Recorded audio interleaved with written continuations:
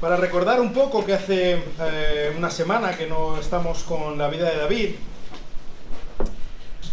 nos encontramos en el pináculo del momento álgido de la bendición de David, ¿verdad?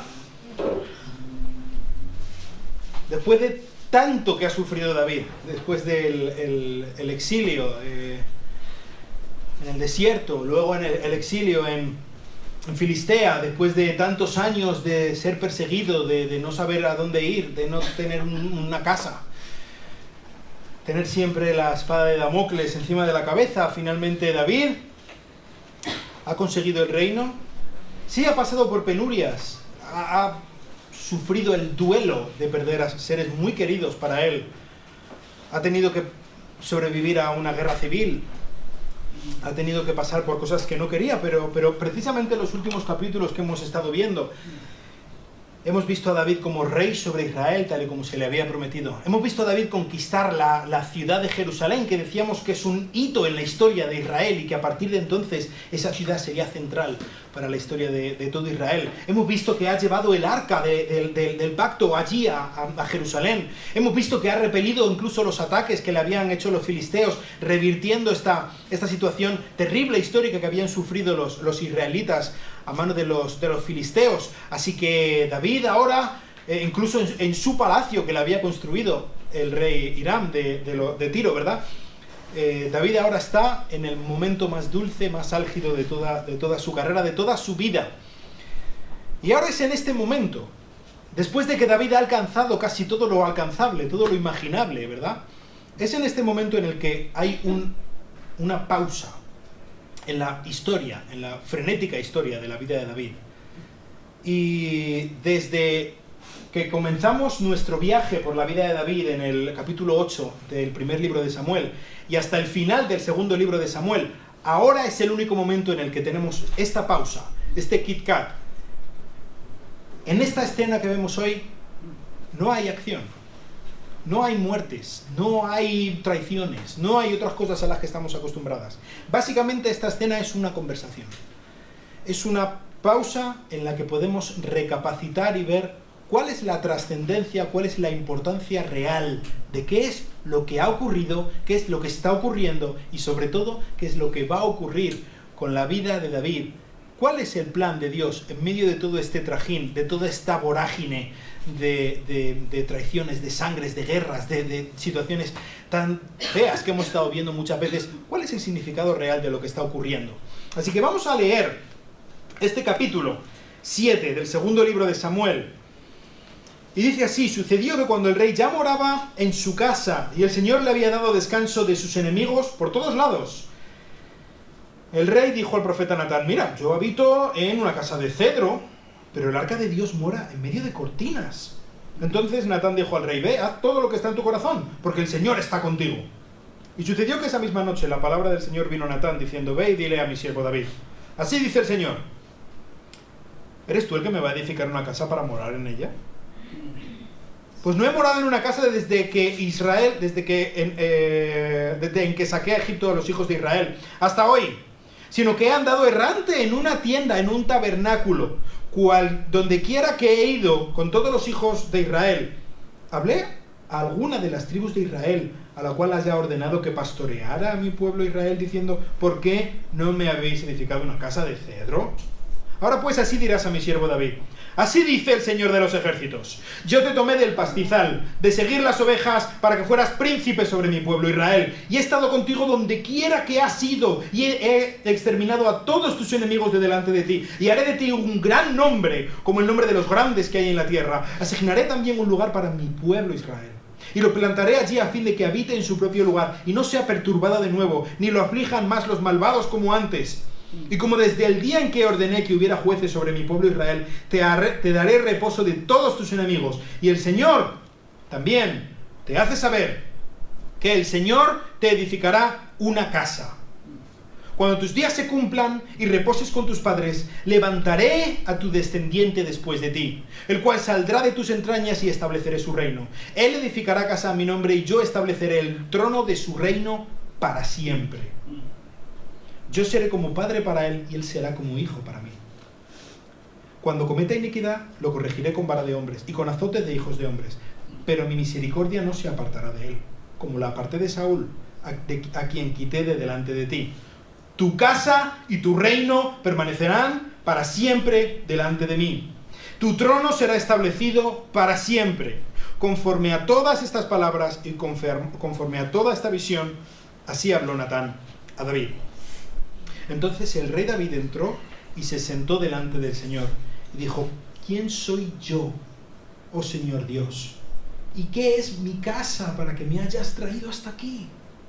Aún esto fue insignificante a tus ojos, oh Señor Dios, pues también has hablado acerca de la casa de tu siervo concerniente a un futuro lejano, y esta es la ley de los hombres, oh Señor Dios. ¿Qué más podría decirte David? Pues tú conoces a tu siervo, oh Señor Dios. A causa de tu palabra conforme a tu propio corazón, tú has hecho toda esta grandeza para que lo sepa tu siervo. Oh Señor Dios, por eso tú eres grande. Pues no hay nadie como tú, no hay Dios fuera de ti, conforme a todo lo que hemos oído con nuestros oídos. ¿Y qué otra nación en la tierra es como tu pueblo Israel, la cual viniste a redimir para ti como pueblo, a fin de darte un nombre y hacer grandes cosas a su favor, y cosas portentosas para tu tierra, ante tu pueblo que rescataste para ti de Egipto, de naciones y de sus dioses? Pues tú has establecido para ti a tu pueblo, Israel, como pueblo tuyo para siempre. Y tú, Señor, has venido a ser su Dios. Y ahora, oh Señor Dios, confirma para siempre la palabra que has hablado acerca de tu siervo y acerca de su casa. Y haz según has hablado. Y sea engrandecido tu nombre para siempre, al decirse: el Señor de los ejércitos es Dios sobre Israel. Y que la casa de tu siervo David sea establecida delante de ti, porque tú, oh Señor de los ejércitos, Dios de Israel, has revelado a tu siervo diciendo: yo edificaré casa. Por tanto, tu siervo ha hallado ánimo para elevar esta oración a ti. Ahora pues, oh Señor Dios, tú eres Dios. Tus palabras son verdad, y tú has prometido este bien a tu siervo. Y ahora ten a bien bendecir la casa de tu siervo, a fin de que permanezca para siempre delante de ti, porque tú, oh Señor Dios, has hablado. Y con tu bendición será bendita para siempre la casa de tu siervo. Vamos a orar. Señor, muchísimas gracias por este texto, muchísimas gracias por este capítulo tan importantísimo, Señor. Ayúdanos un poquito a entender un poquito más de qué es lo que está ocurriendo aquí con David, cuál es el pacto que tú llegas con David, cuál es la importancia para Israel, para la iglesia.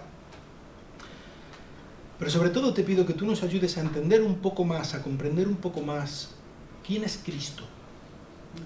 Y que tú nos ayudes a tomar buenas decisiones en esta mañana, Señor. Buenas decisiones que nos ayuden a ser más como nuestro Señor, como el Hijo grandioso de David, Jesucristo, nuestro Señor. En su nombre te lo pedimos. Amén. Amén. Pues este capítulo empieza, como decíamos, en el pináculo de la bendición de David. David está allí en su palacio, probablemente allí sentado en el trono y, yo qué sé, tomándose algo, tranquilamente, está en paz en su propia casa, en la ciudad de David, en medio del cumplimiento de todas las bendiciones que Dios le había dado y celebrando: ¡qué buen Dios tengo! ¡Cuánto me ha dado mi Dios! ¡Madre mía, qué bien! Y estaba hablando con Natán. Aquí Natán, empezamos a ver a este Natán. Este es otro de esos que apuntarlo, porque traerá cola. Este es otro de esos personajes que vamos a hablar bastante de él, el profeta Natán. Parece ser que era bastante amigo de David. Aquí David, quizá en una conversación amistosa, normal, pues está hablando con él y está comentando un poco cuál es la situación y la inquietud que tenía David. Y David está diciendo: es que yo estoy aquí en mi pedazo de palacio de cedro y de piedra de cantería, y madre mía, qué palacio que tengo, que me ha hecho aquí el rey Hiram, aquí en paz, en la ciudad de David, ¡qué bien estoy! Y resulta que Dios, el arca del pacto, que simboliza la presencia de Dios, está en una tienda de campaña, detrás de unas cortinas. No me parece apropiado. Si Dios me ha bendecido tanto a mí, tantísimo que me ha bendecido, pues quizás yo debería bendecir a Dios también y hacerle una casa. Inciso. Este capítulo, si hay una palabra que resalta por encima de todo en este capítulo, es la palabra casa. Casa.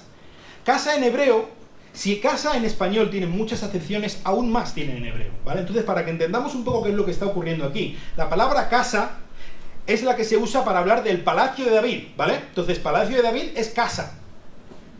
Para hablar de templo, la palabra en hebreo para decir templo, o una de las palabras al menos, es casa, ¿vale?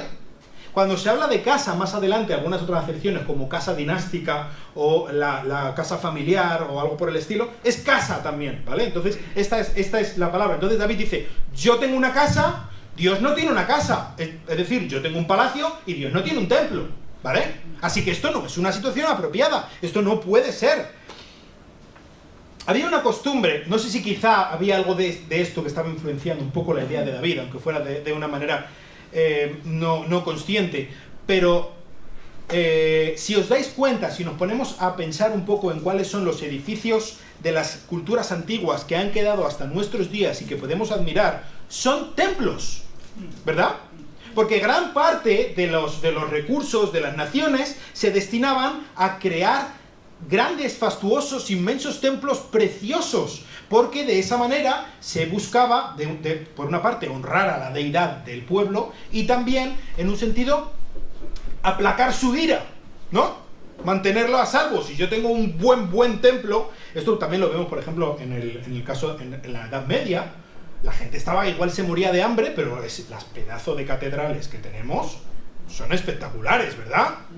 Porque se enfatizaba mucho en crear templos grandes y tal, pues para que el favor de Dios estuviera conmigo y la ira de Dios no fuera hacia mí, ¿vale? Entonces esta era un poco, quizá, una idea que estaba rondando por la cabeza, y entonces no sabemos realmente cuál fue la razón por la que David hizo esto, pero el caso es que David dijo, tengo que construirle un templo a Dios. Entonces, charlando con Natán le dijo, pues mira, Dios está contigo. Así que si Dios está contigo, como hemos visto durante todo este tiempo, haz lo que te dicte tu corazón. Y aquí nosotros que hemos pasado ya, los que hemos pasado ya por las paparruchas, ¿os acordáis? ¿Os acordáis de aquella paparrucha que era sigue tu corazón? Se nos tiene que empezar a encender un piloto, aquí una luz de alerta. ¿Sigue tu corazón? ¿Cómo que sigue tu corazón? ¿Cómo que hagas lo que te diga tu corazón? No hay un camino más directo a la ruina que seguir el corazón de uno. Bueno, el caso es que Natán, su amigo, le dio ese consejo, pues haz lo que Dios está contigo, así que haz lo que te salga. Y esa misma noche, Dios no dejó pasar mucho tiempo, esa misma noche vino palabra de Dios a Natán y le dijo, ¿qué? ¿Qué es eso que siga el corazón? Que no. Y vino visión de Dios, vino palabra de Dios al profeta Natán, para que se la transmitiera al rey David. Y esta misma palabra, cuando llegó la mañana, Natán fue a hablar con David y le dijo, ¿tú te acuerdas de lo que estuvimos hablando ayer por la noche, no? Muy bien, pues tú me dijiste a mí acerca de cuál era tu plan, cuál era tu idea. Muy bien, Dios ayer por la noche habló conmigo y Él me ha dicho cuál es su plan y cuál es su idea. Así que esto es el mensaje que te traigo.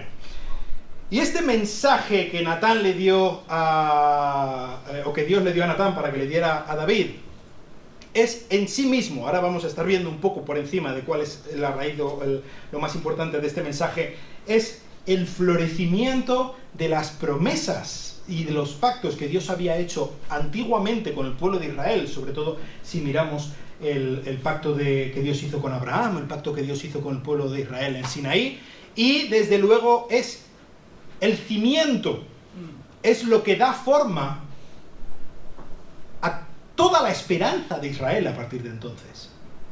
Llegamos hasta los días de Jesús, y la idea que el pueblo de Israel tiene acerca de su esperanza, la idea que el pueblo de Israel tiene acerca de su Mesías, la idea que el pueblo de Israel tiene incluso acerca de quiénes son ellos mismos, está enraizada profundamente en este capítulo. Creo que es imposible sobre enfatizar la importancia de este capítulo, porque es tan importante. La fe cristiana está tan basada, tan enraizada, tan tanto viene de este capítulo, que desde luego sería absolutamente diferente si esta profecía que Dios le dio a Natán no la hubiéramos tenido. Entonces es muy, muy, muy importante este capítulo para la revelación de la Biblia. Probablemente se encuentra entre los capítulos más importantes de toda la Biblia. Hay un sentido muy real en el que este capítulo, quizás si lo unimos al pacto que Dios hizo con Abraham y con Moisés, como estaba diciendo antes, juntos forman algo así como la constitución de Israel. Es lo que dice quiénes son, cuál es su esencia, qué es lo que deben esperar. Es su constitución, como nosotros tenemos la Constitución española, de bastante peor calidad que esto, por cierto, pero es en un sentido muy real. De aquí viene quiénes son ellos, qué es lo que esperan de Dios, cuál es su gran esperanza en cuanto a la bendición de Dios. Así que Natán le dijo a David: así ha dicho el Señor. Número 1, tú quieres edificarme una casa. Bien. David, tú no estás en condiciones de edificarme absolutamente nada. Punto. ¿Quién eres tú, David? ¿Quién eres tú? Tú no tienes los galones. Tú no tienes las cualificaciones necesarias para edificarme a mí un templo. Eso punto número 1. Y ahora hablaremos un poco, Dios ahonda un poco más en cuanto al currículum de David, porque no da la talla. Aquí no da muchas más razones de por qué Dios no quiere que David le edifique el templo. En otros pasajes paralelos sí que dice algo, pero aquí no dice nada de eso, y parece ser que no diciendo nada es suficiente para David. Luego hablaremos acerca de esto un poco más. Pero número 1, tú no das la talla, David. Número 2, ¿quién te ha dicho a ti que yo quiero una casa? ¿Quién te lo ha dicho? ¿Quién te ha dicho a ti que yo necesite una casa? En los días de antiguo, tú habrás oído, David, quizá te suena de algo, quizá porque lo celebras todos los años en la Pascua, que yo he destruido a la nación más poderosa del mundo y a sus dioses, a Egipto, para liberar a una nación de esclavos. Yo he entrado en un pacto con esa nación, lo he convertido en la nación de Israel, he liberado toda esta tierra, echando de delante de ti a otras naciones más grandes y más poderosas que tú, cuyas murallas llegaban hasta el techo, y ante cuyos hombres vosotros seréis como langostas de lo grandes que eran. Y yo, con brazo fuerte y grandes proezas, he sacado a todo el pueblo, a todos los pueblos que estaban en la tierra que yo te había prometido, y os he hecho vivir en paz en la tierra que os había prometido. ¿Yo he necesitado un templo para hacer algo de eso? Yo vivía en una tienda de campaña y he hecho todo eso.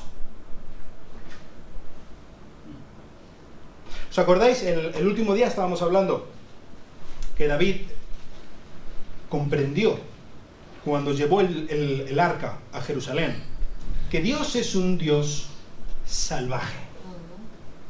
Y hay un sentido en el que meter a Dios en un lujoso, fastuoso y grandioso templo era como meter a una fiera en una jaula de oro. Y Dios dice: a mí no me amaestráis con lujos. Yo no soy un león amaestrado. No me vais a meter en una jaula, por muy bonita que sea. Yo vivo en una tienda, así he vivido siempre, y a nadie le he mandado que me haga una casa. Es más, David, yo a ti te saqué del pastizal. Estabas allí arreando a las ovejas. Eso es lo que tú hacías, David? Y a ti te he puesto como príncipe sobre mi pueblo, Israel. No lo he hecho porque tú lo merecieras. Lo he hecho porque yo soy un Dios bueno y tengo mis propósitos. Así que, no, David, tú no me vas a edificar ninguna casa. Parece ser que lo que le dijo Natán a David tuvo éxito. Luego hablaremos un poco más acerca de esto, pero quizá una de las cosas que más me sorprenden de todo este capítulo es que David no vuelve a mencionar el tema de construirle una casa a Dios. Esto es algo que probablemente no hubiera ocurrido si yo hubiera sido David. Yo hubiera intentado volver. Pero Dios, en serio, que de alguna manera, a ver cómo convenzo yo a Dios para hacer lo que yo quiero. Pero David se olvida del tema. ¿Tú has dicho que no? Pues es no. Punto. David, ¿tú no me vas a construir una casa? Yo tengo otro plan. Yo tengo otra idea. Dice el versículo 11, hacia el final: el Señor te hace saber que el Señor te edificará una casa. Tú no me vas a edificar a mí una casa, David. Yo te voy a edificar a ti una casa. ¿Cómo? ¿Qué está diciendo Dios? ¿A qué casa se está refiriendo? Pues luego lo aclara bastante. Dice, versículo 12, cuando tus días se cumplan y reposes con tus padres, levantaré a tu descendiente después de ti, el cual saldrá de tus entrañas y estableceré su reino. Dios está hablando de una dinastía. Dios está hablando de una casa familiar, de una familia, descendencia. De eso está hablando. En un sentido está hablando de descendencia, pero en el sentido último está hablando de descendiente, de un descendiente. Habla de un descendiente de la misma manera que cuando Dios hizo el pacto con Abraham, hablaba de un descendiente en específico. ¿Y qué pasaría con este descendiente? Pues este descendiente se levantaría cuando David hubiera muerto, y es un descendiente que viene de las mismas entrañas, de la misma sangre de David. Sería un hijo biológico, un descendiente biológico de David. Y él sí, dice Dios, él sí me va a edificar una casa. Él sí, tú no. Él sí. Tú no tienes los galones. Tú vienes del pastizal. Y en otros pasajes paralelos vemos como Dios le dice, tus manos están demasiado manchadas de sangre. Pero vendrá alguien que sí que cumple las condiciones, que sí que es el apropiado constructor de mi casa. Él será el heredero, él será la persona a través de la cual vendrá la bendición incluso a todo Israel. ¿Os acordáis en el capítulo 1, cuando David escribió esta bellísima canción del arco por la muerte de Saúl y de Jonatán? Una de las lecciones que él intentaba transmitir al pueblo es que la bendición de Dios, las promesas de Dios, vendrían mediadas por el ungido, por el Mesías, por el Cristo.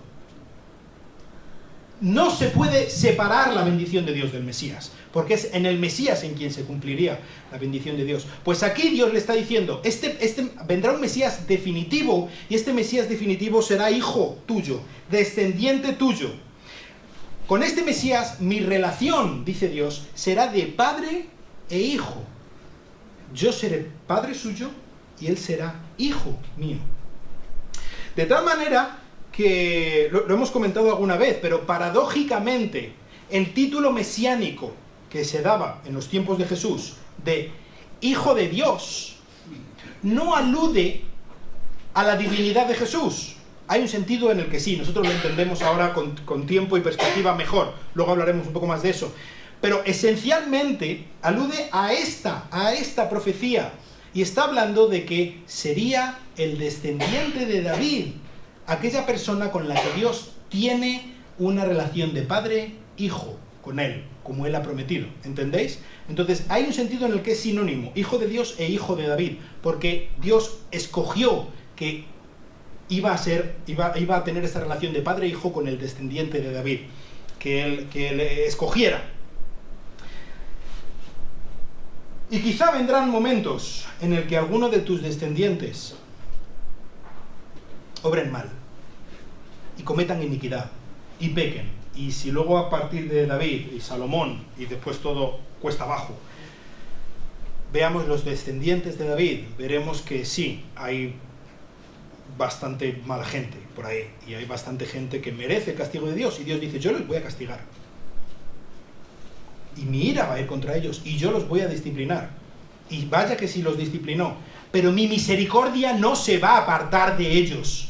mi amor leal, este es el amor leal que hemos hablado muchas veces, ¿verdad? El Gesed, que Dios se ha comprometido a amar, Él se ha comprometido a dar a David y a su descendencia, y pase lo que pase, ni el mayor de los pecados, ni el mayor de los fracasos, nada va a hacer que Dios ceje en su empeño de amar a la descendencia de David y de cumplir su propósito. El pecado no va a hacer que el propósito de Dios se deje de cumplir en la descendencia de David. Así será, este es el compromiso que Dios tiene con este pacto.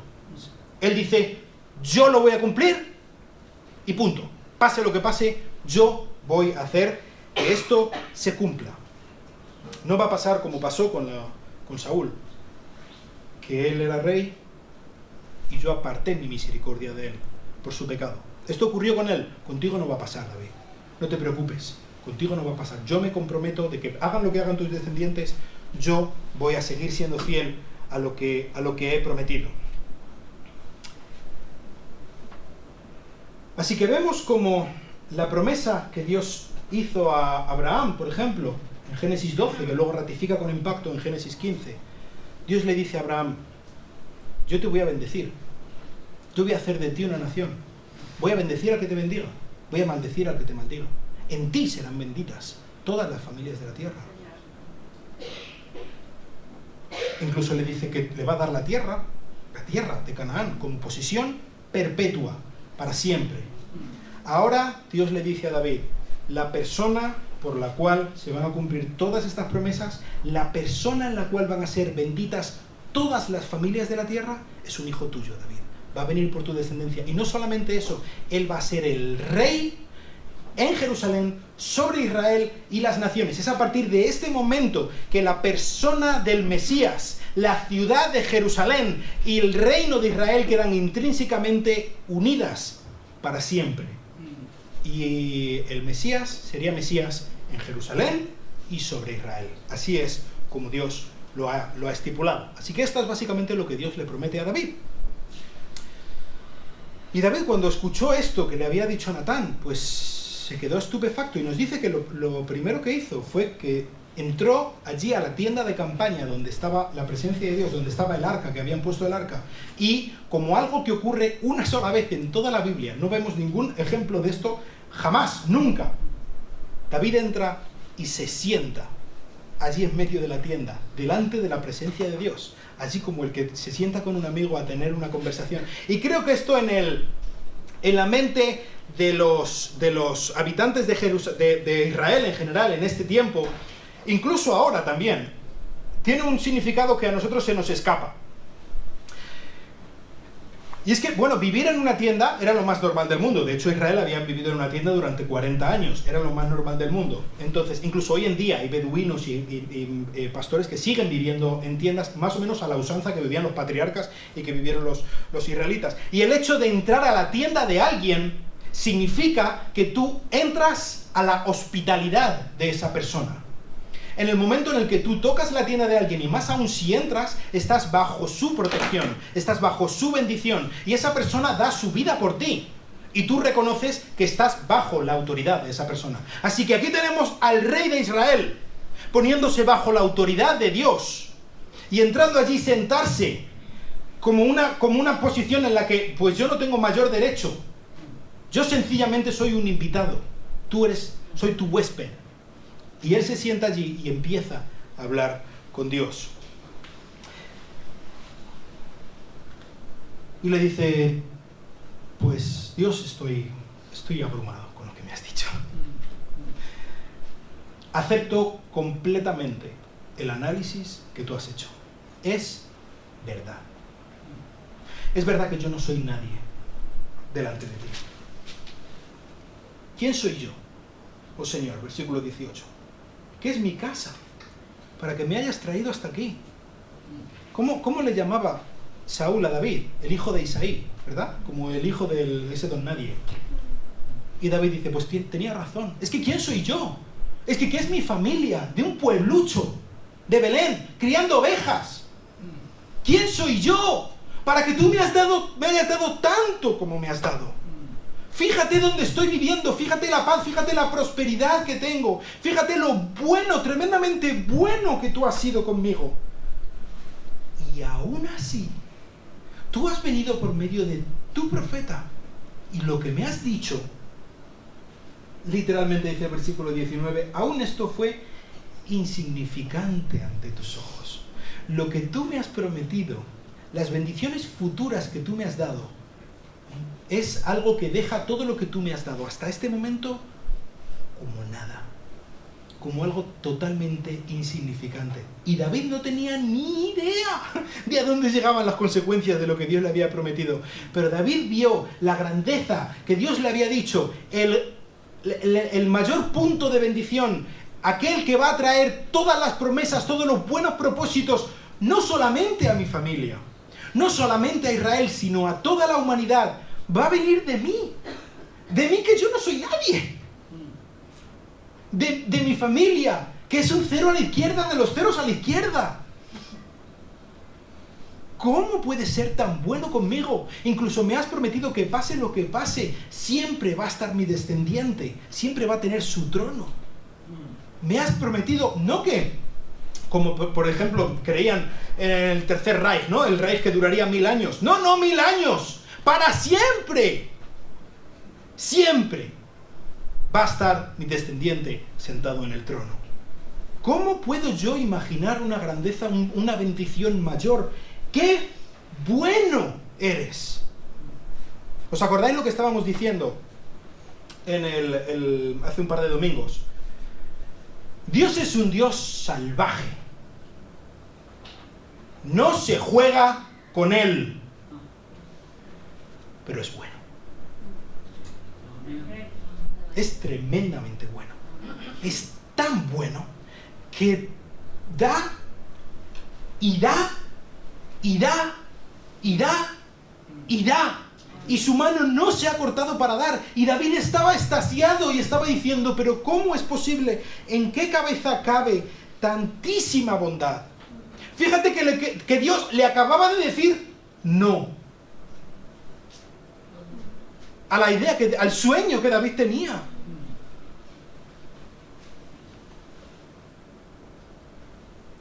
Durante esta oración que Dios hace a David, a partir del versículo 18, en 7 ocasiones David llama a Dios Señor Dios.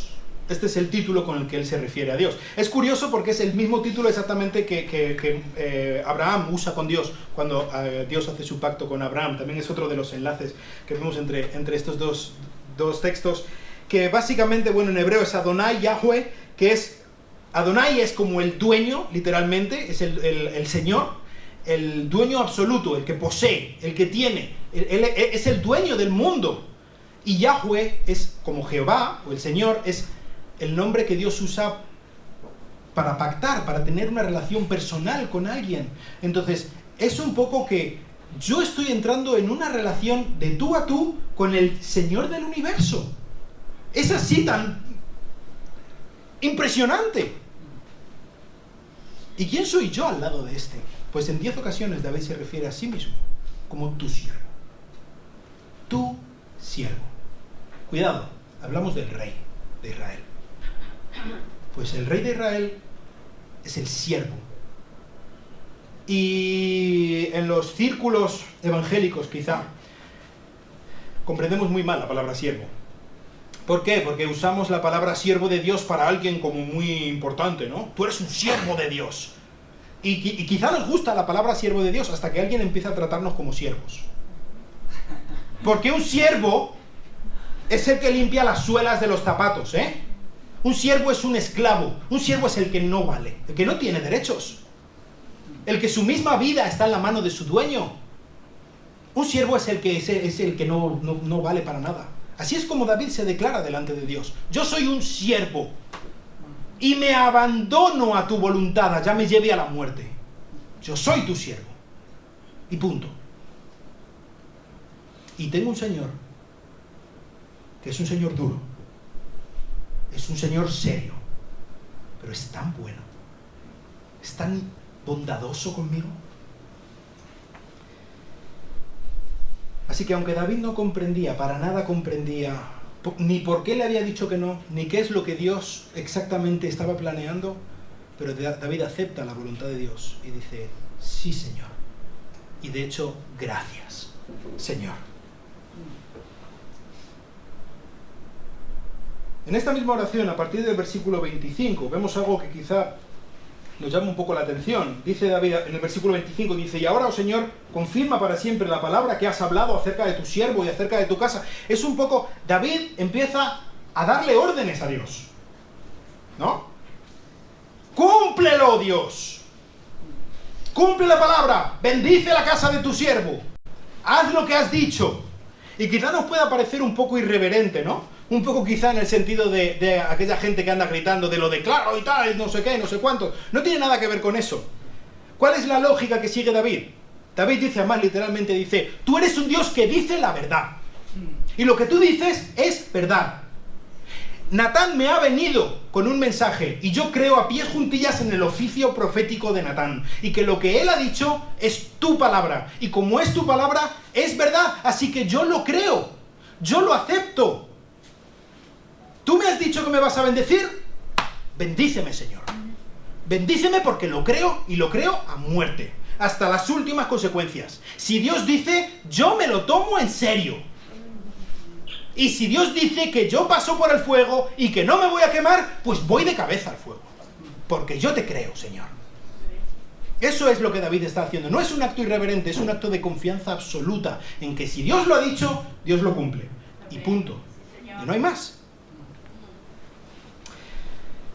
Hablamos del pacto, y hemos hablado del pacto davídico. Quizá te sorprenda, porque aquí no habla de pacto en ningún sitio. Ni siquiera menciona la palabra pacto en todo el capítulo 7 de Daniel. Entonces, ¿por qué hablamos de este texto como el pacto que Dios hace con David? Pues, por ejemplo, en el Salmo 89...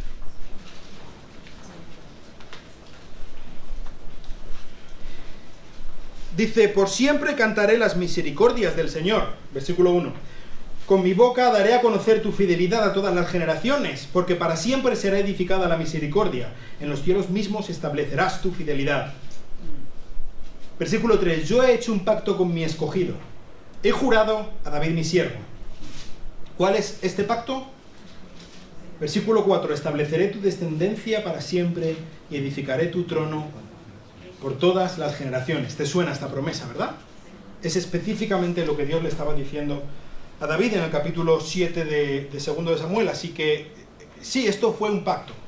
Luego lo vemos en otros textos como se habla de esto como un pacto, aunque no lo diga específicamente aquí. Dios hizo un pacto con todas las de la ley con David. ¿Y qué es un pacto? Quizá te estarás preguntando. ¿Qué es un pacto? ¿Qué tiene de especial un pacto? Pues un pacto es la manera más básica, más potente en la que Dios se relaciona con los hombres. La manera en la que Dios decide cómo relacionarse con nosotros, con los hombres, específicamente con el pueblo de Israel, es mediante pactos. Dios es un Dios de pactos. Dios es un Dios que se compromete a cosas y que las cumple.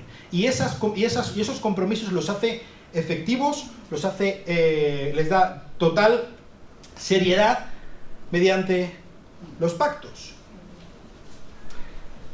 Hablábamos del pacto que Dios hizo con Abraham, el pacto que Dios hizo con la nación de Israel por medio de Moisés.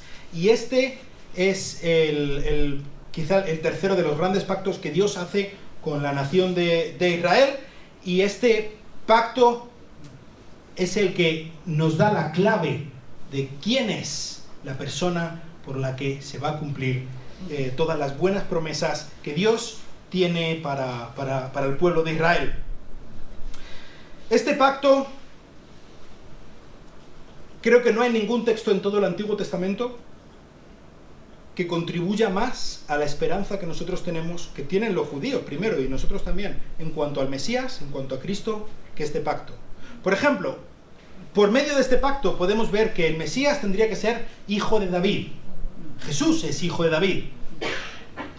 Por medio de este pacto vemos que Él vivirá para siempre. ¿Cómo va a sentarse en el trono si no vive para siempre? Así que podemos ver que cuando muera, resucitará para vivir para siempre. ¿Entendéis? Por medio de este pacto podemos ver que el descendiente sería el constructor de la casa de Dios. del templo de Dios. Él sería el que reinaría sobre el trono de David. Además, el que reinaría de una forma eterna sobre el trono de David. Él sería el Hijo de Dios. De hecho, nosotros sabemos que es Hijo de Dios por duplicado. Es Hijo de Dios porque es Dios Hijo. Es el Hijo unigénito de Dios. Pero también es Hijo de Dios porque es el Hijo de David. Y cumple esta promesa de ser el Hijo de Dios. Y por último, yo creo en la Inmaculada Concepción. De Jesús, no de María. La Inmaculada Concepción de Jesús. Y esto es una cosa que en un sentido también podemos ver desde este texto. Porque si es hijo de Dios, no es hijo de hombre. Y es el Espíritu, por medio del Espíritu Santo, que Jesús se encarnó en el vientre de la Virgen María. Entonces, hay mucho de la esperanza y de lo que sabemos acerca de Jesús, que vemos que ya está prefigurado en este pacto que Dios hace con David. Quizás estás pensando, ¿y no sería que al hablar de que edificaría la casa de Dios, no será que está hablando de Salomón? Salomón es hijo de David, ¿no? Salomón sí edificó el templo. Y es verdad, incluso cuando vemos los textos en los que se habla de que Salomón, en los libros de los reyes, por ejemplo, que Salomón está construyendo el templo, se alude a que está cumpliendo específicamente esta promesa. Entonces, ¿Salomón cumplió esta promesa? Sí. Salomón cumplió esta promesa. Él era un hijo de David y él edificó un templo. Pero él cumplió esta promesa de una manera, como decimos, tipológica. Es decir, él se apuntaba a un cumplimiento futuro más importante. ¿Por qué no es Salomón? Pues, por ejemplo, habla de que el trono de este descendiente estaría estable para siempre. ¿Estuvo estable para siempre el trono de Salomón? ¿Cuándo terminó el trono de Salomón? Cuando Salomón murió. ¿No? Es así. Y de hecho, el reino de Salomón no le sobrevivió a su hijo, que se dividió en el norte y el sur. La casa del norte, la casa de Israel, se fue al exilio a Siria. La casa del sur se fue al exilio a Babilonia. Jaque mate, ¿no? Se ha acabado. No hay ningún hijo de David en todo el Antiguo Testamento que cumpla esto. Pero sí hay alguien que lo cumple. Juan capítulo 2, versículo 19.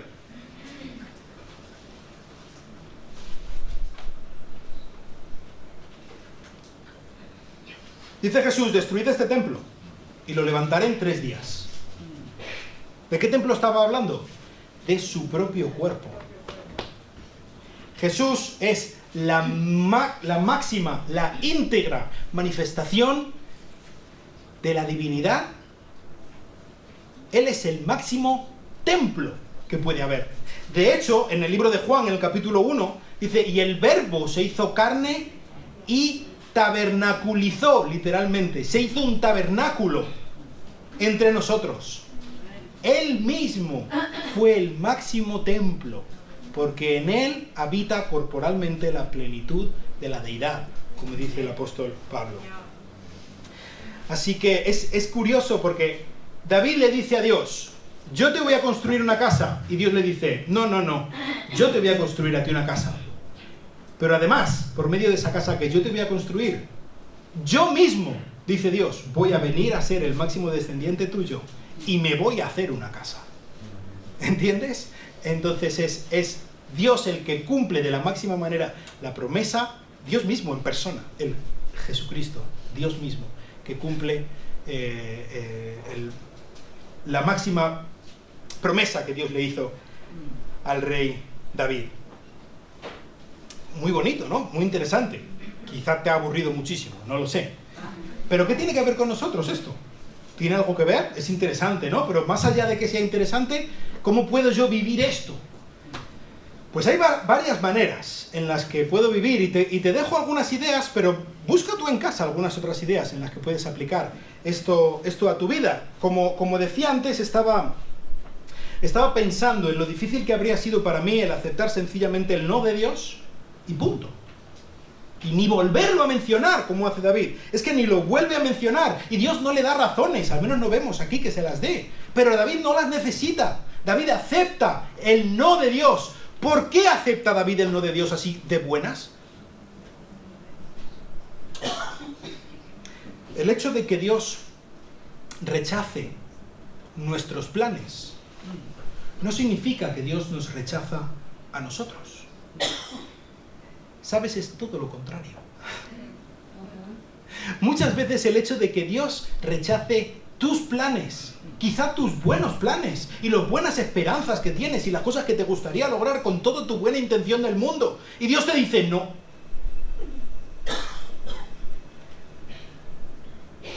Porque tengo algo mejor. No porque por muy buenos planes que tú tengas y por las grandes intenciones que tú tengas, no le llegas ni a la suela de los zapatos de los grandes planes que yo tengo para ti, dice el Señor. No puedes llegar a imaginar la gran dicha que te espera si aceptas los noes de Dios. Porque Dios es el que te ha diseñado. Él es el que sabe exactamente para qué y cómo te ha diseñado. Y Él nunca te va a rechazar a ti si tú pones tu confianza en Cristo. Ahora, cuidado, yo no estoy diciendo que si tú confías en Dios te vaya a tocar la lotería, que tu matrimonio vaya a mejorar espectacularmente bien de aquí a mañana por la tarde. Yo no estoy diciendo que tus hijos van a ser los hijos más modelo o que lo que sea que a ti te gustaría que ocurriera. Quizá lo que te viene por delante es un sufrimiento como el que nunca has tenido. Y no estoy negándolo. Pero sabes, muchas veces eso es exactamente lo que nosotros necesitamos. El refinamiento que Dios quiere para nosotros. Y puede ser que en medio de ese sufrimiento Dios te dé la mayor de las dichas de la manera más insospechada. Porque tenemos un Dios que se sale absolutamente de nuestros cajones. Él no vive en nuestra jaula de oro.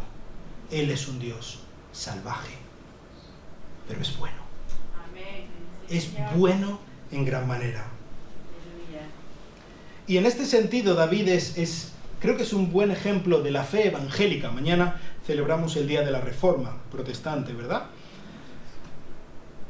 Y creo que David es un buen ejemplo de lo que simboliza de qué es la fe evangélica. ¿Por qué? David está dispuesto a servir a Dios, y lo vemos. Y él quiere edificarle una casa a Dios, y yo no creo que esté haciéndolo mal necesariamente en tener esta intención de edificar una casa para Dios. Y Dios le dice, no. Y David acepta la palabra de Dios, por encima de sus propios deseos, por encima de sus buenas intenciones, por encima de lo que a él le gustaría. Él acepta la palabra de Dios, y eso es exactamente lo que encarna la fe evangélica. Nosotros queremos servir a Dios, nosotros nos gustaría hacer muchas buenas cosas, pero lo primero es la palabra de Dios. Y Dios le dice por medio de Natán, no. Y David acepta la palabra de Natán como palabra de Dios, porque era palabra de Dios. Y nosotros tenemos la palabra de Dios revelada completa para nosotros. Y es aquí que nosotros, leyendo esta palabra, que nosotros podemos ver qué es lo que Dios quiere de nosotros, qué es lo que Dios espera de nosotros. Y si nosotros tenemos un problema con algo que dice aquí, el problema no lo tiene la Biblia, el problema lo tenemos nosotros. Porque aquí está la revelación máxima de lo que Dios quiere para nosotros. Así que debemos hacer lo mismo que David hizo. Y amoldarnos a lo que dice. Amoldarnos a la revelación de Dios. Y no intentar amoldar la revelación de Dios a lo que a mí me gustaría. Incluso con las mejores intenciones que yo tenga, ¿eh? Pero la palabra de Dios es lo más importante. Es la autoridad última, por encima de cualquiera. ¿Qué es lo que hace David? David recibe tantísima bendición de Dios, y es verdad, un montón, y David está en la cumbre de la bendición de Dios. Y David dice, yo quiero bendecir. Yo quiero usar todo lo que Dios me ha dado y quiero darle a Dios.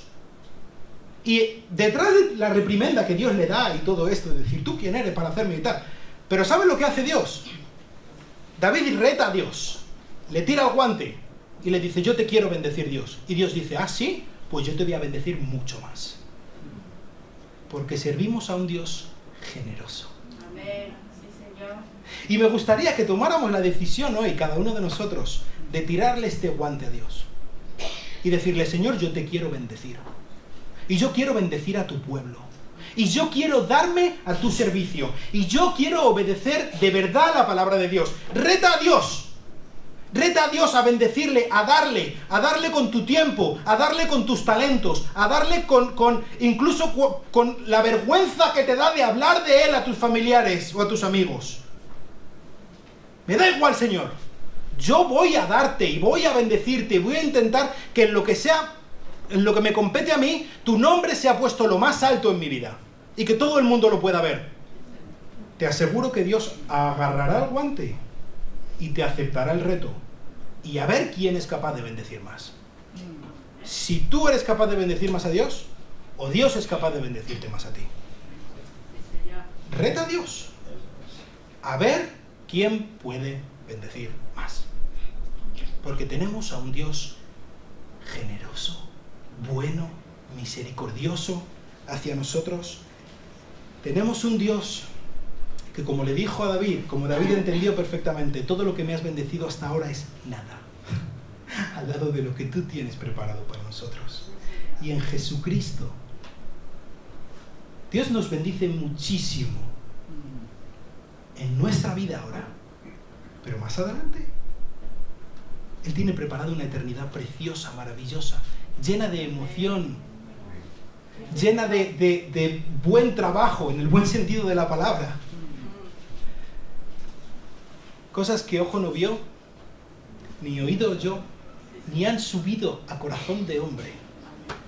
Son las que Él tiene preparadas para los que le aman. Amén. Señor. Y este Rey máximo, este descendiente último de David, nuestro Señor Jesucristo, Él va a volver. Y Él se va a sentar en el trono de la Nueva Jerusalén. Amén. Para reinar sobre Israel y las naciones. Y eso te incluye a ti, si tú has puesto tu confianza en Jesús. Él tiene algo grande. Siempre, siempre, lo mejor está por llegar. Ahora, quizás estás aquí y nunca has puesto tu confianza en Cristo. Quizás estás aquí y nunca te has arrepentido de tu maldad y has acudido a Jesús para que perdone tus pecados.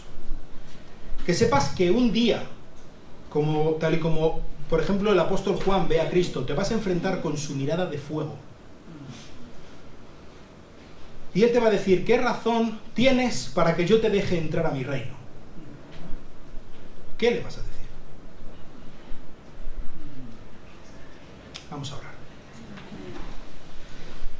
Señor, te doy muchas gracias por tu Hijo Jesucristo. Muchísimas gracias por ser un Dios tan bueno, tan generoso, tan maravilloso, tan amoroso hacia nosotros, Señor. Que es verdad, como cuando estábamos cantando, si nuestras faltas son muchas, tu gracia es más, y más, y más, y más. Y tú nos sigues dando, y tú nos sigues bendiciendo. Y eres bueno, y eres fiel, y eres genial, Señor. Y te damos las gracias, Señor. Ayúdanos a tener este mismo sentir que tenía David. Ponernos a tu lado, sentarnos a tu lado y decirte, Señor, yo no soy digno de ti. Yo no merezco siquiera que me mires, Señor.